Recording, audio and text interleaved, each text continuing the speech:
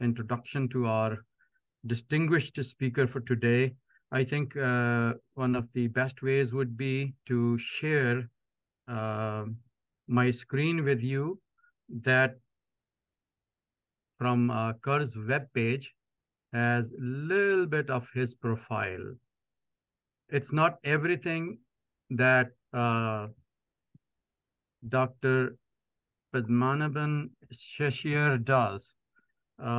We, as a friend, call him Padhu. He is a distinguished scholar, professor of mathematical sciences at George Mason University, served in multiple leadership positions, including the Associate Dean, Director of the STEM Accelerator Program, and Director of the Center for Outreach in Mathematics, Professional Learning and Educational Technology at George Mason University. Also as a former program director at the National Science Foundation. So I have seen Padhu's profile.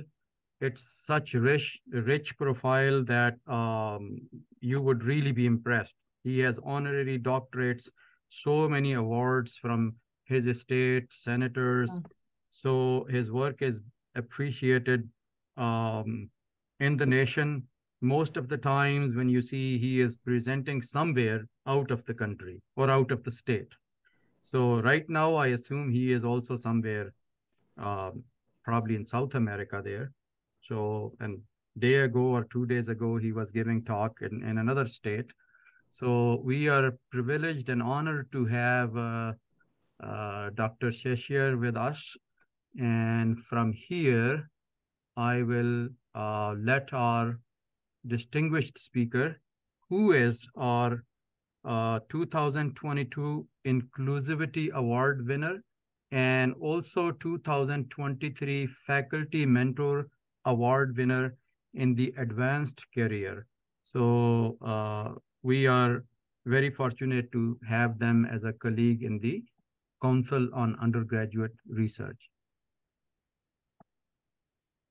So Padhu, all yours. Thank you very much for that wonderful introduction. And it's actually a privilege for me to, be online and presenting because of my travel schedule. And yes, last week I was in UNCG with one of our Kerr members, several Kerr members who were at a student conference. So I see several of the people from the last conference following here. This is great. So the bad thing is I will use some of the slides I used there because I have to connect to the big idea here. So it's okay if you know the answers already, which is great.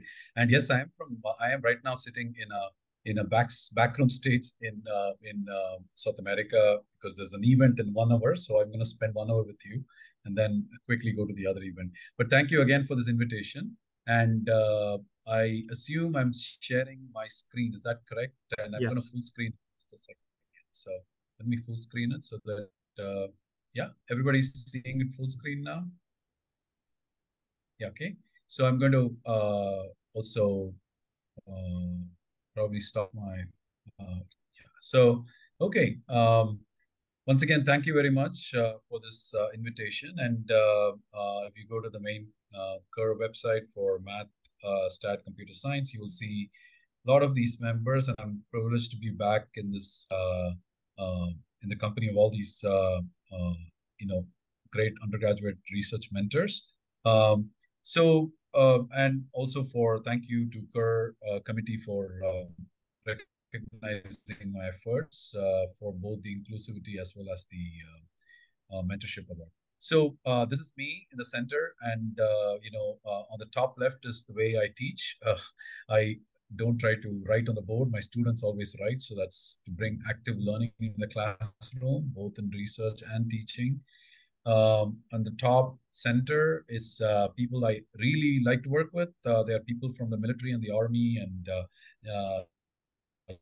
they come and tell me things that happen in the field which does not match with any calculus textbook, unfortunately. So it's one thing to write jazzy calculus textbooks, and then it's another thing to actually be in a field and actually see the projectile move in a nice parabolic fashion and things like that, and use your formulas.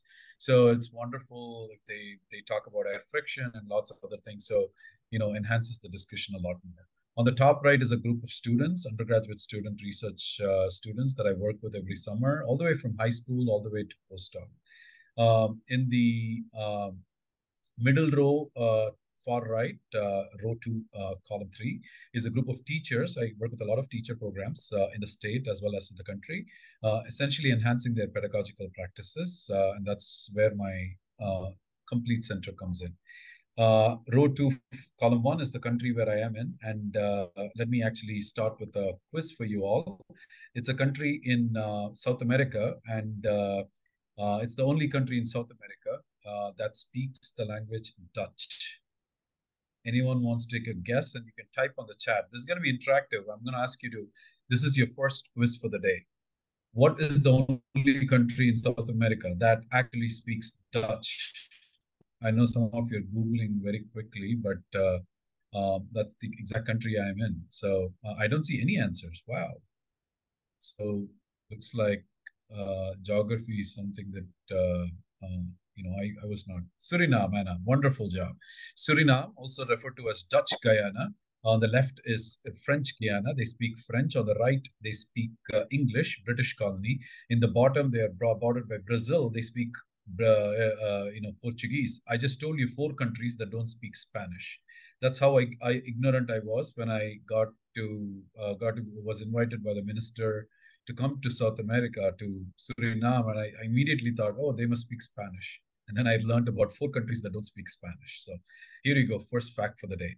And then in the bottom, row in the middle is my favorite program, one of my favorite programs. It's called Focus. Focus stands for Females of Color and Those Underrepresented STEM. And this is going to come back again later on in my talk.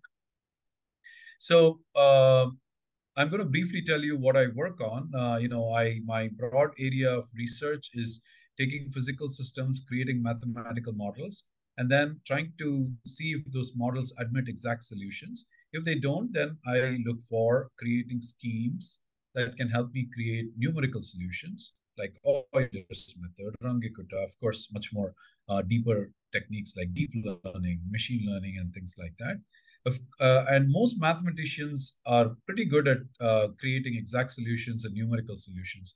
But then often where we fail is the collaboration with experimentalists. So for example, working with biologists, getting actual data, and you'll see later, if you don't work with others, interdisciplinary way, you may be doing something that's great, that is helping the mathematics community, but you're not addressing a physical challenge. And so one of the physical problems that I've been looking at in the last few years is disease dynamics. And the SIR is a very popular compartmental model, as they call it. S is all the people that are susceptible to a disease. I is everybody that is infected. R is recovered. So essentially, when an infected person meets a susceptible person, maybe 5 out of 10 times they're contagious. So you have a probability lambda that is 0.5, 50% contagious. So that's called the transmission rate. So you change your state from being susceptible, and then you get a disease. So you become infected, and then you start infecting others. And then you take medicines and stay at home, and you get recovered. So that's the R. So you get R is the recovery rate. For COVID, it was 14 days, for example.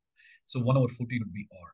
So essentially, SIR was one of the original infectious diseases model that was crafted by the students of Ronald Ross, who got the Nobel Prize for figuring out understanding malaria, pathomalaria. Now, of course, mathematicians take these things one step further and then write this as rate of change of each one of the compartments, and these are basically differential equations. And they try to respect law of conservation of mass. And I'm going to just walk a little bit and come back because I'm in a room where the light goes off every 5 minutes. I hope it doesn't bother you. Just give me a second.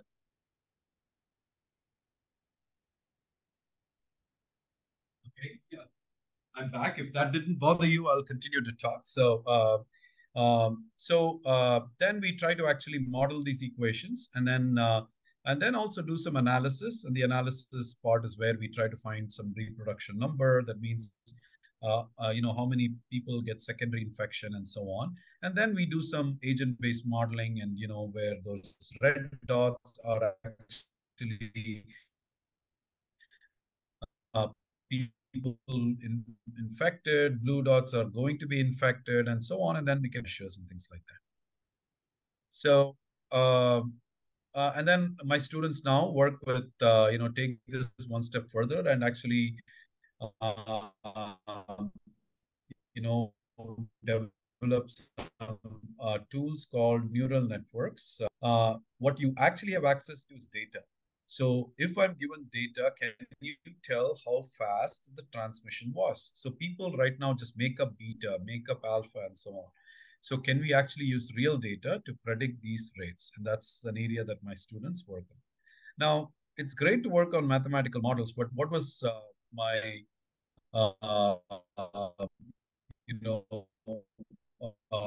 something I really enjoyed was to work with some idea about, and so this person works with neurobiofeedback. So together we worked with people that come back from drug rehabilitation. We give them wearables, and the wearables is capturing their vital signs, everything from heart rate to sweat index to electrical skin response and lots of things. And the moment that person wants to take drugs, at the exact moment, all the science starts to go berserk. The machine learning in the cloud actually captures that change, and an app is triggered. And the app could be your favorite AC/DC song, or your mom calling you, or your best friends calling you and saying, let's go for coffee. So the reason I'm saying this is mathematicians, while we actually come up with all sorts of models and publish it in a nice place and things like that, it turns out that if you actually work a little harder, you can immediately talk to your colleague across in another college and potentially come up with something that can have huge impact. So this is a grand challenge, drug addiction, right? So how do you use mathematical models for that? So that's an example.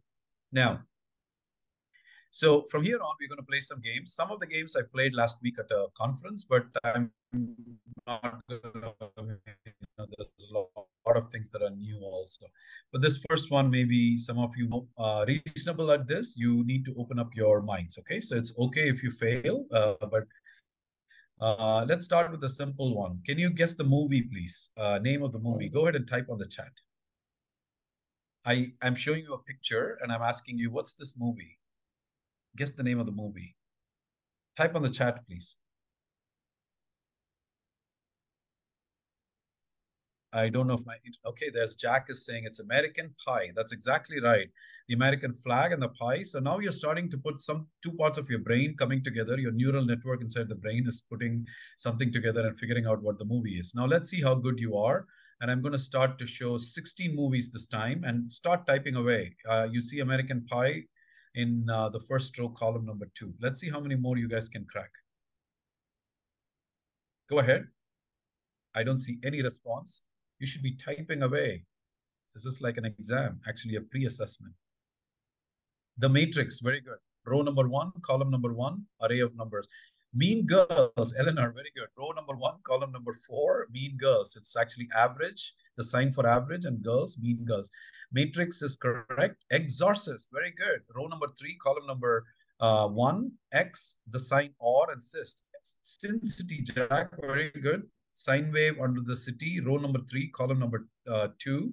The Green Mile, Maria, very good. It's not just a mile, row number 2, column number 1, but it's Green Mile. Let's see, anything else? I know some of you were there last week. I only got about 6 responses so far. Good. So now that you've tried enough, so I'm going to go from the first 4 is The Matrix, Keanu Reeves, Lawrence Fishburne, American Pie. The next one, people would like to guess Snakes on a Plane, but it's really sine waves. There's multiple of them. It's Night Shyamalan's second movie, The Signs. And somebody already guessed Mean Girls. That's the first 4. The next 4 would be Green mile, because that's a mile converted to meters. The next one is I, golden I, James Bond, is the sum of all fears. And then 13th, interestingly, nobody found the symbol floor, 13th floor. And exorcist in the third row, somebody found it. Sin City, very good. The next one, of course, is a network of people connected well. That's social network, the Facebook movie. Now, 2 times a number is even. 2 times a number plus 1 is odd. There are 2 of them. There's the odd couple. That's in the third row, last one. And the fourth row, one of the most interesting and beautiful results in mathematics, e to the I pi plus 1 is 0, combined with the number of the beast, 666. It's the beauty and the beast. Now, I always have to sneak in something that is hard, but if you are a PDE person, you know what that fourth row, second column is. It's the heat equation, Robert De Niro. It's heat. And the next one, I thought you will guess it because it's calculus. S stands for displacement. ds dt stands for velocity. Velocity has magnitude and direction. When I take the absolute value, it's just speed. Keanu Reeves and Sandra Bullock. And then the last one's, Maria guessed it, it's wall E. So of course, you recognize the number E and the wall behind it, so you were able to. But what I did just now is showed you how easily I can fail you in something that you are good at. You're good at mathematics, you're good at statistics, you're good at computer science, but it was so hard for you to figure out the sign floor and put it together with the number 13. And there was only one person who saw the or exorcist and so on. So I'm going to just stop my video, but I'm continuing my screen. Todd, is it okay? I mean, everything is good that I'm not moving because it's dark on my side. Is that okay? Just want to check. Yes, that's okay. It's all good. Okay. So yeah, so those were the movies, but you see how hard it is for us sometimes to answer something like this. So imagine you are in the shoes of students where you just think you know the answer to it, but they don't know the answer to it. So that's the purpose of this exercise. Also to use this as a pre-assessment right after lunch when I teach a class, right? So I can wake up the students and all that stuff. But now I can then say, what was that E again? Well, this is where, as an educator, you got to wear multiple hats. You got to be a counselor. You got to be a mentor. You got to be a storyteller. So I'm going to tell you a story. There's only 2 things you need to know about Andrew Jackson. He was the 7th president of the United States. He was elected to office in 1828. I repeat, 1828. Like every good mathematician should know, the angles of an isosceles right angle triangle is 45, 90, 45. Like I said, you just need to know 2 things about Andrew Jackson. And there you have it, better than any calculator. What you're seeing is when I give this to students and ask them to observe what's going on, what you see is a thick band that is actually slowly thinning all the way to Moscow and returning with a black band. So what you see here is the number of soldiers. He started with 422,000 soldiers. When he reached Moscow, it was about 100,000. When he came back, it was 10,000. So it's showing the number of soldiers that died. But then you see some places right here where you have 40,000 soldiers suddenly became 20,000 overnight, and that's attributed to a river that they're crossing. This is the Berezina River. It's froze, and so many soldiers died apparently. And how do you tell it froze? Well, there's a temperature graph in the bottom. So what is interesting about this graph is it shows 6 dimensions in the same exact graph from east to west, and it shows geography, history, it shows temperature, it shows the number of soldiers. It's got so many great things. So it's a power of data visualization. So which brings me to thinking about data. Data doesn't come to you like in a very nice sorted way and things like that. Sometimes it's just messy, and sometimes it's pleasing, sometimes it's explained with a story, which is what I was trying to do with Andrew Jackson. So let me ask you a story that is going on here. Which dog do you think grew more? If I ask this question to one dog grew from 5 kilograms to 8 kilograms, and the other one grew from 3 to 6. Which one would you say grew more? Or would you say both of them grew the same? Quickly on the chat, please.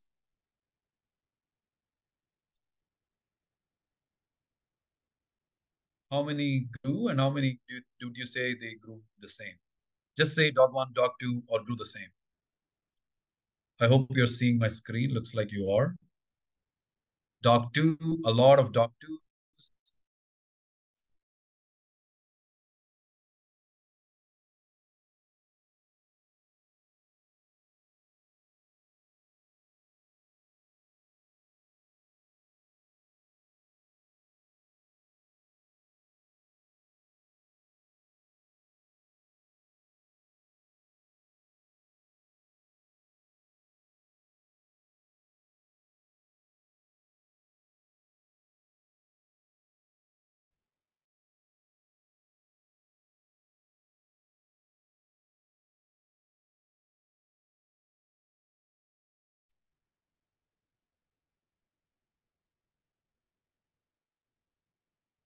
So seem to have,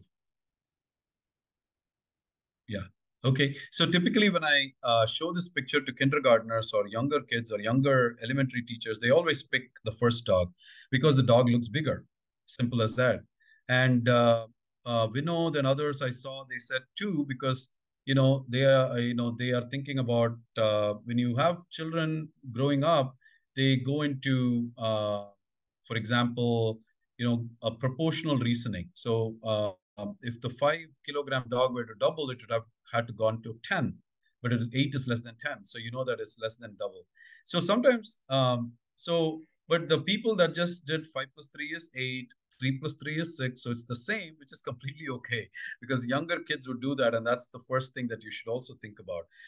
But what is interesting about this is visually, I can convince somebody about the right answer or the wrong answer, right? So it's all about perspective. And I thought it was okay. So Andrew is now changing its dog too. Yes. So think about it this way, Andrew. So if I put $500 in a bank and another bank $300, and when I come back after a year, the second bank gives me $600, but the first bank gives me $800. Which bank would you deposit?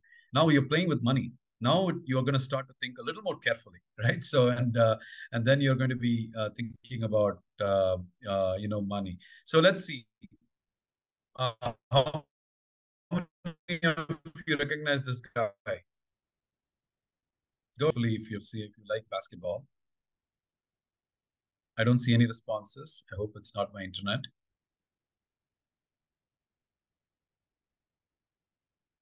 Oh, okay, Steph Curry. Okay, finally, Todd knows the answer. Steph Curry it is. So yes, very famous, one of the stars in basketball.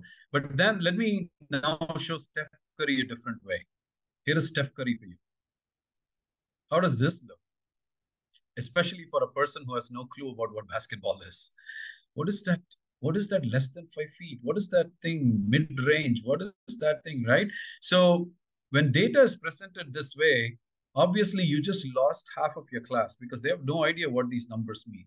Now let me present data for Steph Curry a little different way. Okay. Now let me present this one. Now even people that have seen or gone to a friend's basketball game or played but they don't enjoy basketball, at least they know the code. This graph should make some sense. Now, can you tell me some stories or some statements that you can see? Just type a sentence that seems obvious to you. Go ahead, type a sentence about Steph Curry from this visualization I'm showing you. He's a great scorer. That I know. Yes. You can see his percentage is very good. Okay. What else do you see with those numbers? Like, for example, this 32% on one side and 51%. What does that tell you about him? He shoots exactly, Jack. So that makes me start to think, is he a left-handed shooter or a right-handed shooter? Now, believe it or not, if you can come up with these types of analytics, you can get paid at least $100,000. This is called sports analytics. Why is this important? Well, it's important for Steph Curry's coach to train him better. It's also important for the opposition coach who knows exactly where to place the people to defend Steph Curry. So this is a huge area of work where mathematicians, computer scientists, statisticians can contribute, data science, right? And it's all about visualization, I said. So let's do another notice and wonder very quickly. What do you notice? What do you wonder? Who do you see? I mean, there's a lot of cool people that you can see here. Go ahead, type on the chat some cool names that you can see. Quickly. Oh my God, Ruth, that's the first time anybody has identified that name. Okay, that's exactly why I gave this, because most of the people look at this picture and immediately spot all the famous guys, including Einstein. There's Niels Bohr, there is Heisenberg, there's lots and lots of great people. You all can only glue on Einstein because you probably don't recognize all the other major physicists and all that. What is interesting is it's very hard to figure out. Maybe Mary Curie is sitting right there. Row number, look at, there is one female sitting with all those guys. This is called the most intelligent photo, 1927 Solvay conference. When this was taken, In fact, she is not just one Nobel Prize, two Nobel Prizes, right? Both in chemistry and physics. Unfortunately, this is the challenge with we all have biases, and we just cannot spot the women sitting in the crowd of so many white men, right? So that's the challenge here. And so let me ask you another question. You see a kid and apple is falling, but you see another kid that is desperate for the apple. What did you name this picture? Give me a name for this picture. Notice and wonder. What do you notice? Well, when I showed it to my friend, he said, "Oh, I see Newton's law. Apple is falling from the tree." That's what he noticed. What do you notice? Is this a fair game? It's not. The kid on the right is not really getting the apple that he or she deserves, right? So, okay. Now let me, there are way more apples. Yes, that's right. Way more is unequal, right? So it's an inequality. It's an expression of inequality. How about we fix inequality? Give me some words for what's happening right now. I fix it by giving them equal ladders. What did you call this?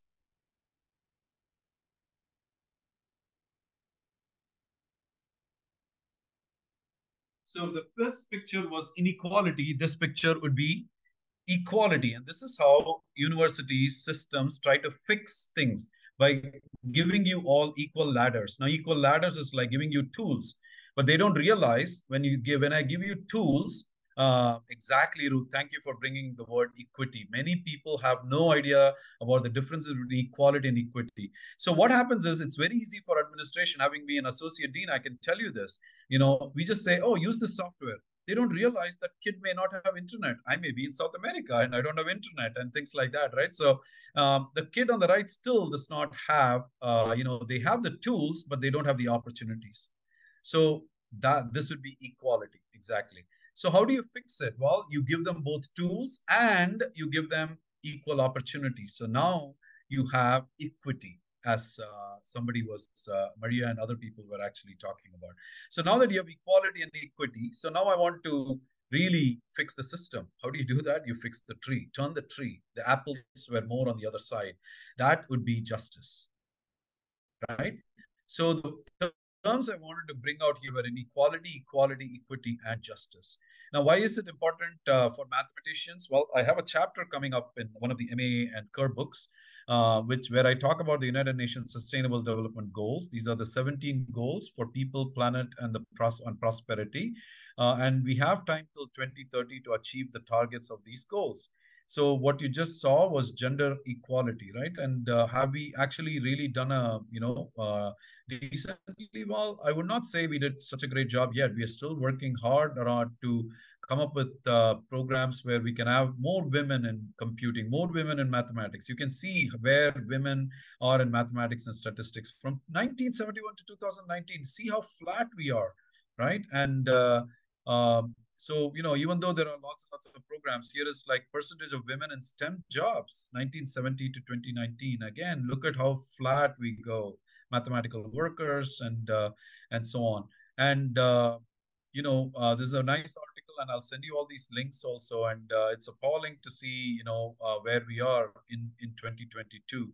And so a lot of gender, need to fix. So, and if Howard Crimson did a report, and 66% reported hearing comments tying to their mathematical ability from other students, or it was a teacher or somebody who said something in the classroom that made them change their mind and things like that. So this is still happening. Okay, this was a report from last year. So here is a program I'm very proud of. It's called Focus, Females of Color and Those Underrepresented STEM. And, essentially we started with 19 girls. Now we have run it for 8 years and we've impacted over 800 girls. They start in, some of them, we have a middle school camp, we have a high school academy. Now we're going to be starting an undergraduate scholar program also. But the most important thing for me is the longitudinal. Did that 6th grade girl, did she start STEM? And that's exactly what happened. The 19 girls that you see on the top left, they're all, about 92% of them are starting in STEM in college. So that is when your program has succeeded. Okay. So, but along with the bias towards gender, we also have several other biases. Anchoring effect. Just because you know something already, the price of a car, next time you go, you see the price of the car is more, you're already anchored to an earlier thought that you had.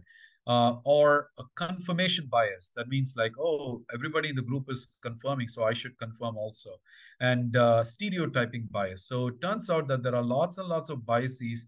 Everybody has biases. In fact, let me ask you to type on the chat, not on the chat, later on after the talk, cognitive bias codex, and you will find out 188 biases that are there. You'll be pleasantly surprised. So with the president of MAA, past president of MAA, I wrote an article on how this comes into hiring.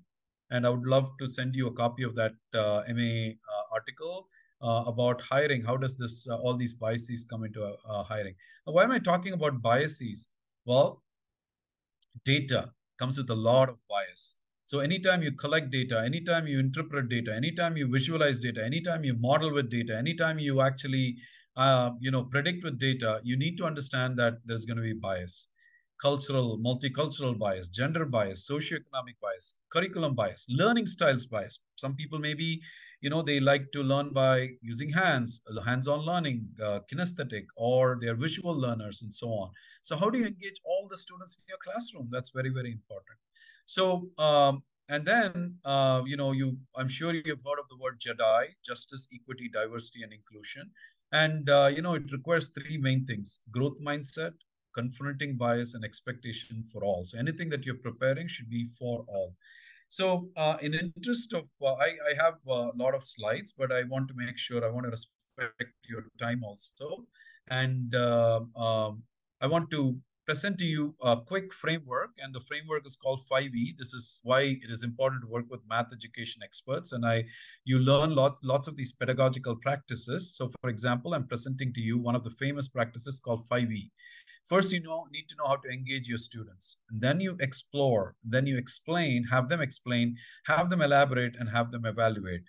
So this is a very powerful framework for students to actually learn something. Now, let me actually engage you right now in a 3-minute technology demonstration. Okay. So I'm going to send you the link to this demonstration later. Let me get ready to present.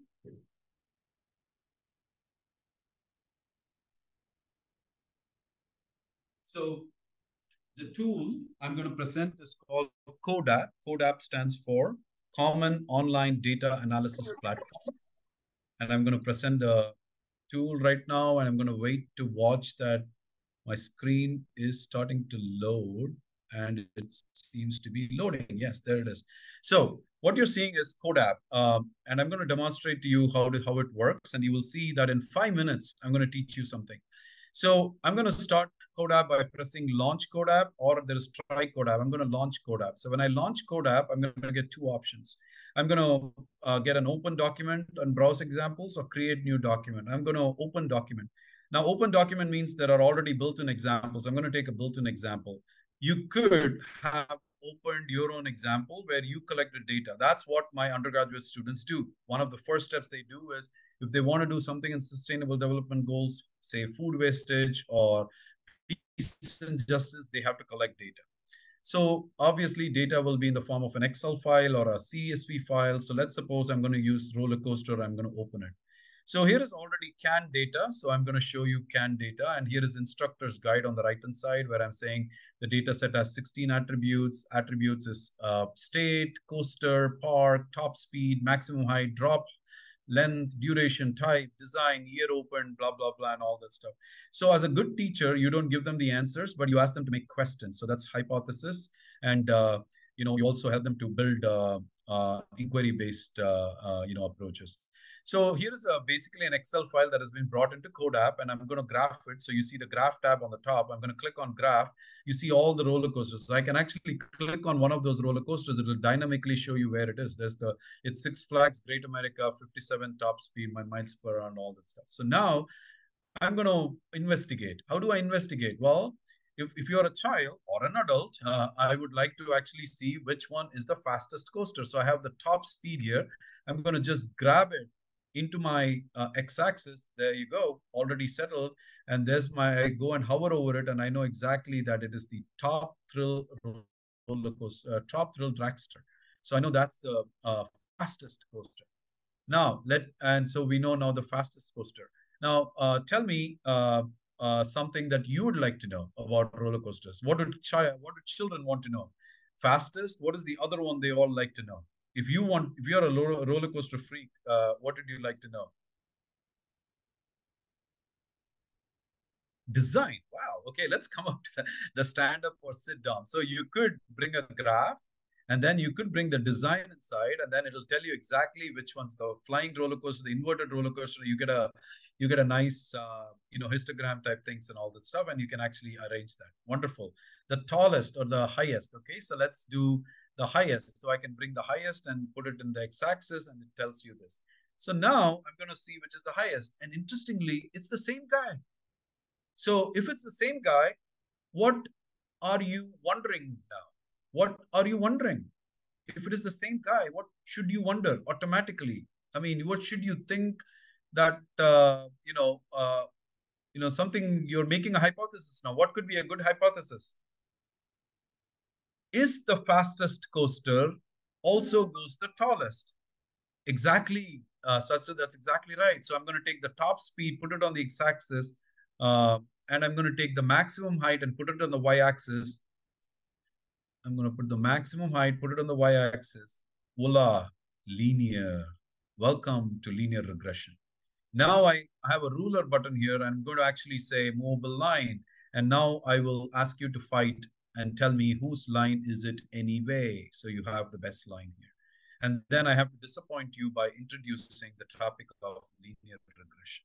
And then we talk about slope, and then we talk about this thing. So the point I'm trying to make here is the way we teach is reversed. So I don't go into the class and say, students, I'm going to teach you y is equal to mx plus b, blah, blah, blah. Here is data and all that stuff. Here is technology enhanced learning. And this is something I use in undergraduate research also. I give them, in fact, I'm going to show you some examples in just a second and I'll finish. But I want to show one more cooler thing before we move on from CodeApp. Here is, for example, the map of the United States. And I have to make a decision whether I should take my family to Texas or not. You can see all the roller coasters there. So I'm going to go into, for example, the type of the roller coaster. I'm going to put it in. And I see that all the red ones are wooden and all the green ones are steel. And I just made a decision for my family because my family doesn't like steel roller coasters. So I just made a data-driven decision that I will not take my family to Texas, even though both my girls were born in Texas. Okay, so but I hope you understand what I try to say there. Okay, so that's how I make quick data-driven decisions. Now, the last few minutes, I want to actually share with you some actual projects where students did data. This is from this summer actually, where students were doing several different projects, undergraduate research projects. So I need to make, I'm just going to move to that slide and then I'll walk through and then I'll finish. So let me, sorry. Okay. So I'm going to do this one more time and yeah, and share my screen. Okay. Here you go. Let's make sure that you're able to see the screen. It's loading. So these are all projects from students that would come to me from the, for example, this girl came from the focus program that I told you, became a high schooler and said, Dr. Seshaiyer, I want to do a project with you. She said, I want to do something in COVID. Believe it or not, she's first year student at William and Mary, a full ride. She got into all the Ivy Leagues, lots of Ivy Leagues, and published 4 papers before she started into college. Okay, so just wanted to give you an idea of the, what the students want these days. So the student wanted to do something in infectious diseases. So here she is talking about susceptible people going into exposed phase, exposed people becoming symptomatic, asymptomatic, quarantined, recovered, hospitalized, dead. But what was interesting about her work, she created a confinement compartment. We are all in the basement, and so what type of dynamics happens when lockdown happens, lift happens, and things like that. That was the first paper. Now, the second paper is with University Nacional in Colombia. because they called us and said, your model fits perfectly. And I said, it's not my model, it's Comfort's model. And then we actually tracked the CDC of Colombia, and it worked perfectly.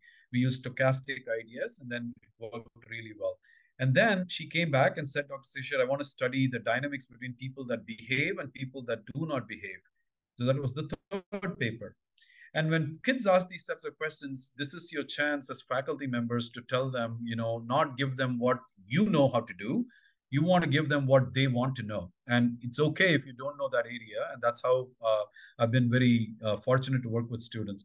And the last one is my favorite. She went into the confinement compartment and said, Dr. Padhu, many people in confinement are domestic violence goes up, addiction goes up, and so on. And she creates a model, first ever model for domestic violence along with COVID. And believe it or not, this helped us to also get a $1 million grant from the NSF, okay, on social isolation modeling, and with 4 different universities. One of the things, and this is the grant, and I'll let you read it for a second.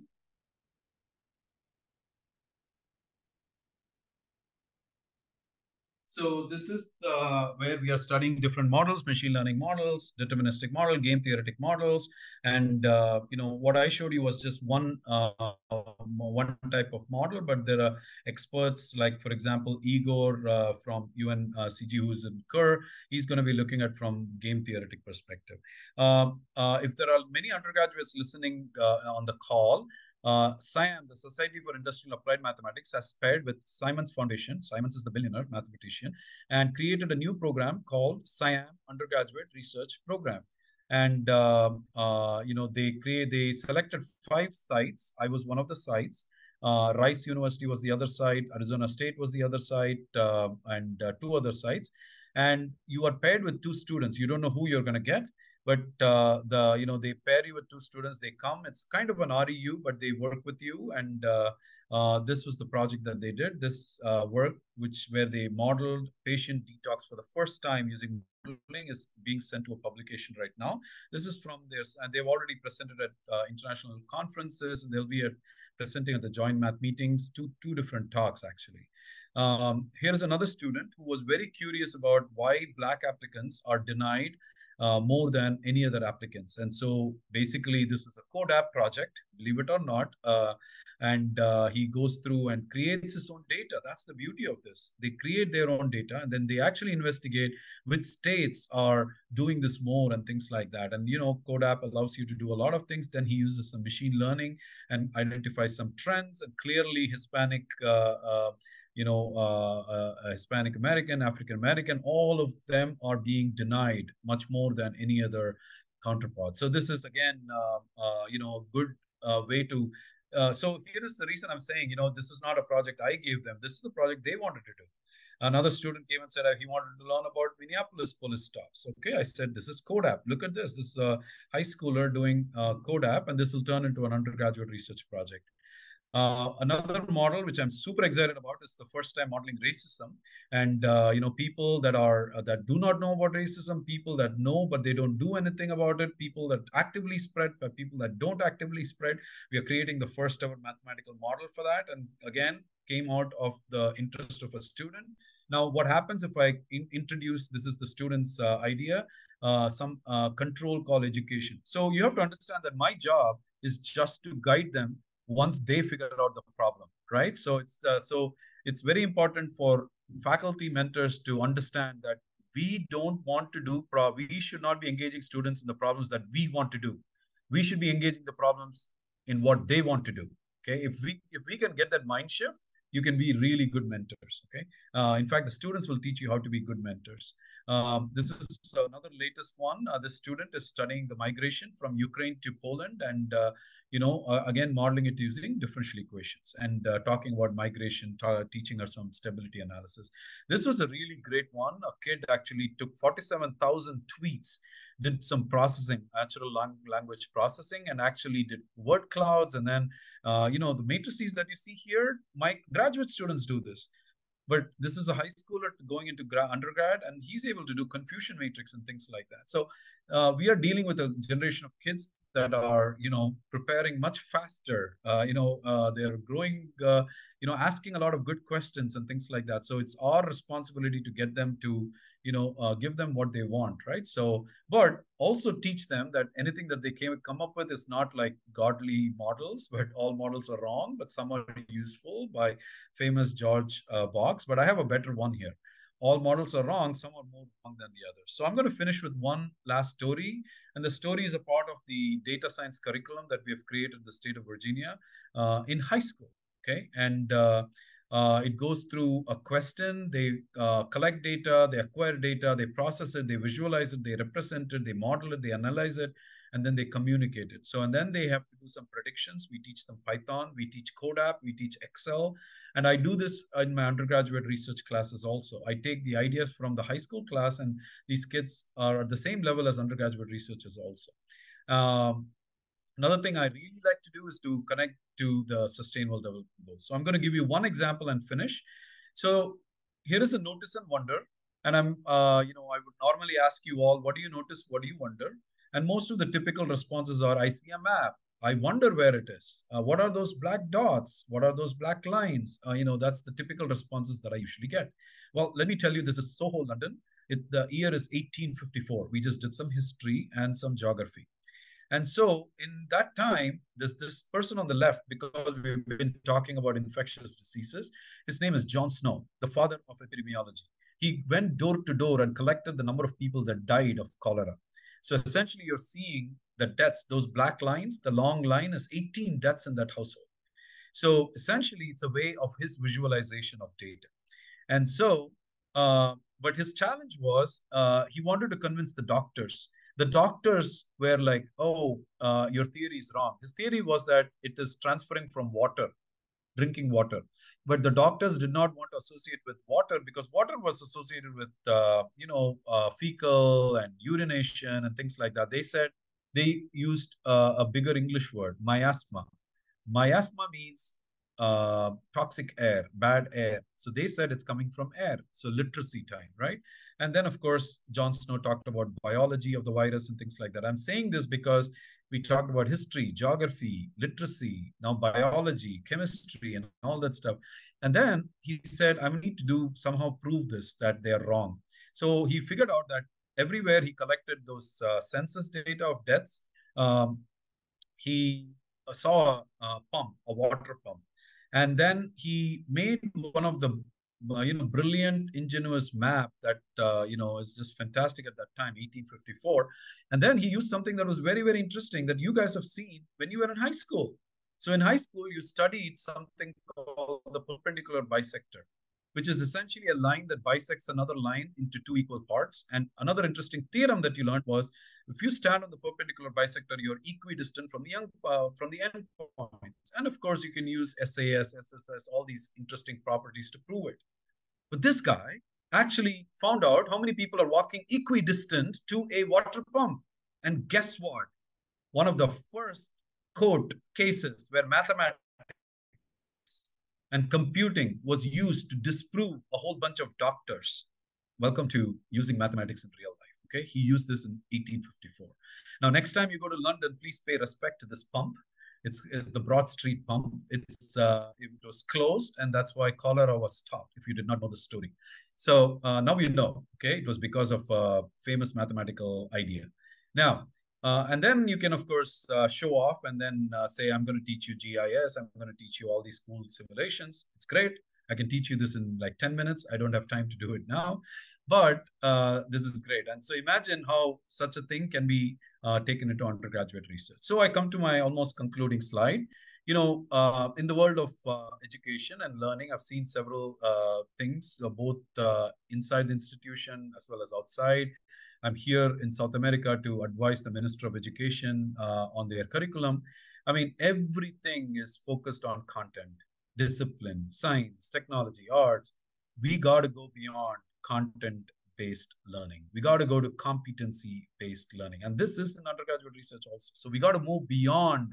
I'm not saying stop doing content. I'm saying go beyond discipline-based skills to transferable skills. One of the important transferable skills, data, digital. It's very, very important. So I'm going to conclude here, and you're welcome to contact me. These are my contacts. You could follow me on Twitter or LinkedIn, whatever you prefer. You can send me an email.